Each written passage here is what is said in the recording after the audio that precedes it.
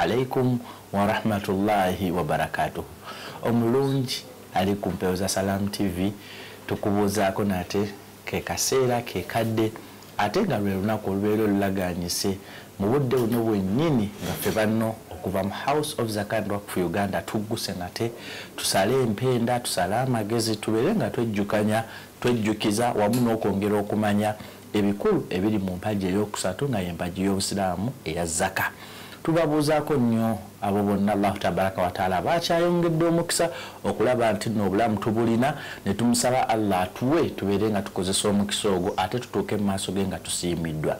Abo bonna Allah bagezesezza nabo ne tubasabira owekitiibwa Allah tabaraka wa taala ate abeere nga abasaasira abawa empeera y'obugumiikiriza oboolyawo mutuuke mu maaso ge nga muli mu baddu abasiimiddwa. Amanya n'eddoboozi nga bulijjo Sheikh Fahad Rumukulumba okuva mu House of Zakah and Work for Uganda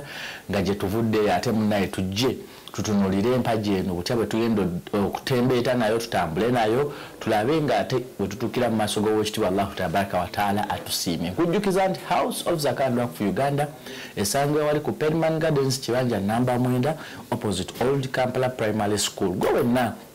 aliawo oli mukozi oli mu bantu abatuuse nogaa nti nange empagi yange ey'okusatu kandabe nga neerwanako ngitambuze. Kino kyekitongole nno munnaye ekisomesa ekikuŋŋaanya ekisaasaanya n'ekiteekateeka empagi eno ey'okusatu mu ggwanga wano Uganda wonna nga kyeyo kirina ekkatale eryo okulaba nga kigitambuza. Ate era nkujjukiza nti gwe ayinza okugaa nti sisobodde kutambula kutuuka eyo. Akaunti za House of Zakah and Work for Uganda ziri mu banks zino wammanga. Genda wali mu Pride Microfinance account mweri, ogende mu Diamond Trust Bank account namwo mweri, mu Tropical Bank tulinamu account ate wamu ne mu Cairo Bank. Atasobodde oyita ku mikutu gino egy'amasimu n'ogamba nti obubaka bwange buli ku simu musobola buteeka ku simu ku noti 777221221 0777221221 abano be ba MTN mobile money. Ate nno oyo ali ku Airtel mobile number oyita ku noti 7 noti 6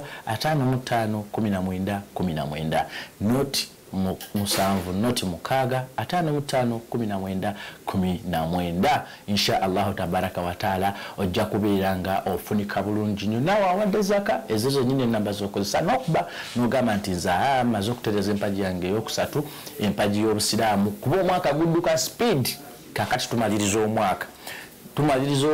naye gwe otunamugambe nti wemba nawa omwaka ogwedde guno gugenda gundeke nga siwadde obeere ng'oteekayo mu mbeera esinga okubeera nga sirinze kano mu studio ndina omulungi omwagala wammwe omwagala waffe Dr. Hamza Namungo okuva mu House of Zakah and Work for Uganda nga ye mutesitesi omukulu ow'ebyembalirira ate era n'ebyokunoonyereza mu kitongole ekya House of Zakah and Work for Uganda. Insha Allah tabaraka wa taala. Sebo Dr. abantu babuuzeeko. Abatulaba balungi ku Salam TV olutimbe gaggadde. Assalamu alaikum wa rahmatullahi wa barakatuh. Wa alaikum assalam wa rahmatullahi wa barakatuh. Tubalamusaako era ne tubeebaza okubeera nti programu yammwe wakati yafuuka y'abantu si yaffe omulimu gwaffe kugivujjirira nabakuba nti abali mwe muli ne mujja ne mutuusaako message eri abantu. So tubeebaza okuba nti programu yaabwe abatulaba mugiraba ne temuteeka ne mu nkola kuba bwe tubakubiriza then nga bateeka mu nkola nga tusobola okuba nga tuyamba abantu ba umma. Alhamdulillah. Hamza Namungo Kasujja omukulu ow'ebyembalirira ate n'ebyokunoonyereza bwe tuyita Head of Research and Finance House of Zakah and Work for Uganda. Ankubye akamana ngamba nti ayagala nnyo tutunulire embala ng'omwaka gye guggwako lwaki Dokita olonze kino nogaa nti abantu tutunulire embala omuntu wayinza okwebala mu 40-40. Esebo kakati ekiriwo Sheikh Fahad ekitakyuka nti okusoma okujjukiza omutusomera hadithi ezo okujjukiza tekukutukawo kubanga we tuli wano essaawa zino waliwo abuuza nti ebya Zakah bye biki nga sibitegeera ate waliwo asomesa munne nga ye yabitegeera. So mu process wakati w'abantu abo wabeerawo abantu bangi abakola kyabeetaaga okujjukiza n'abeetaaga okusomesa okulaba nti bategeera ebintu ebyo. Ensonga lwaki nti omwaka guba guggwako nga bw'ogambye tulina slogan yaffe oba tulina programu yaffe eya year end Zakah payment. ya end Zakah payment nti luvannyuma lw'omwaka nga gugenda kugolooba nga guggwako tuteekawo slogan eyo okujjukiza abantu abakuba yasigalidde era ebintu bya mirundi egiwerako ekisooka waliwo ya end eyaffe eno eya Grigori kalenda ya Grigori January March paka December kati abantu gye basinga okuwangaaliramu ziddayo ziba ziwangaaliramu naye mu bwongo bakola ki bateekamu kyakwata so ffe twasalawo tugambe tujjukize eno kuba neziddako tuzijjukiza naye ate eno yesinga okukola ki okulaba nti abantu bagitegeera n'omwana omuto naye aba amanyi nti December omwaka guba gukola ki guggwako so bwe tuyingira October paka December 31st tubaana okujjukiza okuwa ya end Zakah payment nga tujjukiza abantu baffe ekisooka tujjukiza oyo eyagitegeera agimanyi Zakah nti ateekwa okugiwa tujjukiza oyo abadde yawa n'ayimiriramu mu kusasula tujjukiza asasula yategeera netujjukiza oyo abadde tagitegeera nti eteekwa okusasula kuba kati mu kujjukiza kulimu nti wano balabe oti bo balira oyo abamanyi oba kujjukiza nogamba nti Zakah mpagi kuba bakimanyi empagi z'obusiraamu ziri mmeka yonna asobola okuziyimba kale kati waliwo aziyimba naye ng'aziyimba mulimu milestones esooka eno ye abantu kati eya shahada eba abantu bagimanyi era balwana bagikumba era waliwo gwe bazaala nga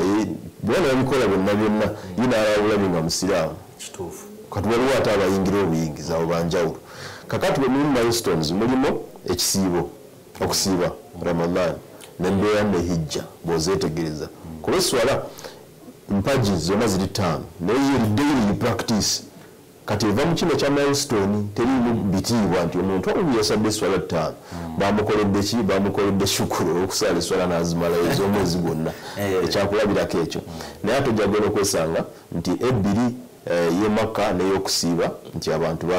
bazikwata nnyo era bazeesiimisa nnyo so nga zonna zirina omugaso zipulenga omugaso gwe mu bulamu bw'omuntu so twobalaba tujja ne tugamba nti empagi y'okusatu eya Zakah kikulu nnyo sheekh essaawa zino tuli mu inflation nga bw'ogiwulira ba economists babyogedde bw'otuuka ebyokulya biri waggulu amafuta gali waggulu abantu baavu by the way abantu baavu so mu mbeera eyo mulimu ababeera wakati kati aba basigalidde mu myaganya waliwo ajja kati ku office gye bali waliwo ajja nga badde ne medical bills alina agula eddagala lye wa sukaali wa pressure abamu balwadde obulwadde buno buluma abantu ng'abadde ajja afuna eddagala lye mpola n'ebigenderako ng'akozesa emitwalo gye 12 omwezi oli agenda okujja emyezi 3 naga nti kati okuva mu Gwomukaaga essaawa zino mbadde sobola kuraisinga ssente ezo so wali abadde akola ki abadde ajja asobola so abantu baavu nga beetega nti waliwo embeera eteekeddwa okuba nti osobola okukola ki okumuyamba ng'omuyamba otya ng'oyita mu mbeera eya Zakah nga bwe tugamba sheekh mu kujjukiza abantu abakola ki abantu abagitegeera obutegeezi mu mpagi ettaano ze tumanyi ezaffe ez'obusiraamu Zakah y'empagi eri wakati